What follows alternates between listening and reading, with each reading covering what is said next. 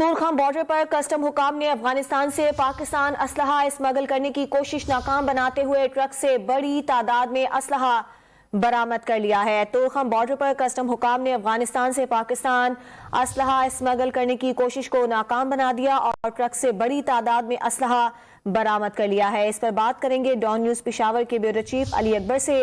अली अकबर, गिरफ्तारियां भी अमल में आई हैं? बिल्कुल, आज सुबह ये कार्रवाई की गई है और जैसे कि पाकिस्तान में दहशतगर्दी हो रही है और उसमें जो है गैर मुल्की असलहा इस्तेमाल हो रहा है और ये अफगानिस्तान से ही पाकिस्तान आता है, तो आज कस्टम हुकाम ने तोरखम बॉर्डर पर ये जो है कोशिश नाकाम बना दी है और इस असलहे में 50 से जायद जो है गैर मुल्की रिपीटर जिसको कहते हैं वो असलहा शामिल है और उसके साथ कारतूस भी है। ये असलहा जो था ये एक ट्रक के फ्यूल टैंक में छुपाया गया था और जैसे ये पाकिस्तान जैसे ही एंटर हुआ तो वहां पर कस्टम हुकाम ने जो है इसको नाकाम बना दिया है और असला भी बरामद कर लिया गया है। इसके साथ जो ट्रक का जो ड्राइवर है उनको भी पकड़ा गया है और उनसे तफ्तीश की जा रही है। अली अकबर, आपका बहुत शुक्रिया तफसीलात फराहम करने के लिए।